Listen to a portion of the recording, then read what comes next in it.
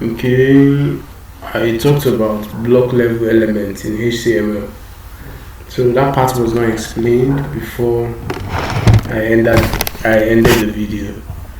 What do I mean by block level elements? Can you see that this particular web development crash course? Sorry, I didn't include an E here. It's good I did this video and made this correction. Let me make this capital D. So what do I mean by block elements? You can see this particular tag I use for web development crash course fits in a line, and this other tag called about this course is another tag which is h2. Okay, so if we go to our code, we're going to see something like this: h1 on one line, h2 another line, the paragraph tag on another line, and another paragraph tag on another line. So these lines of codes are arranged in form of blocks. That's why we refer HTML elements as block level elements. Is that clear? So if you look at the result of my screen, here is your development crash course. Just like when you place a block down, you place another block on it, you place another block. So it depends how it's been organized, but the format of everything, the format of your codes would definitely be like block level elements.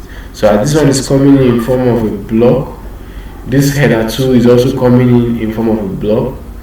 This paragraph is also coming in form of a block. So more times it's advisable to do what? Exhaust, if you can, exhaust the entire of a line before using another tag or proceeding with another tag on the next line. So in a nutshell, what am I trying to say? It's actually wrong if I have this code like this paragraph tag here, then probably I now cut behind corners. I'm bringing this one here, so the paragraph tag will not end here. No, it doesn't look nice like that if your code were to be reviewed by another developer, right?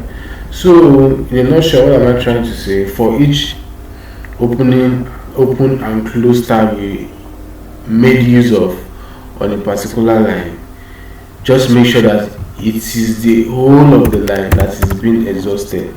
So do not take part of your codes to another line. It doesn't produce a block level element in that way.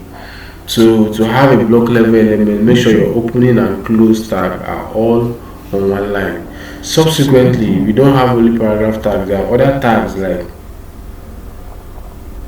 listing tags, you understand, ordered list and unordered list. Okay, such tags too are also presented in form of block level element. So we'll definitely go to that. I just made this video to explain what block level elements are.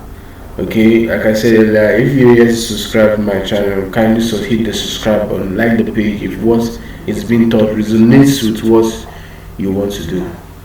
Alright, catch you.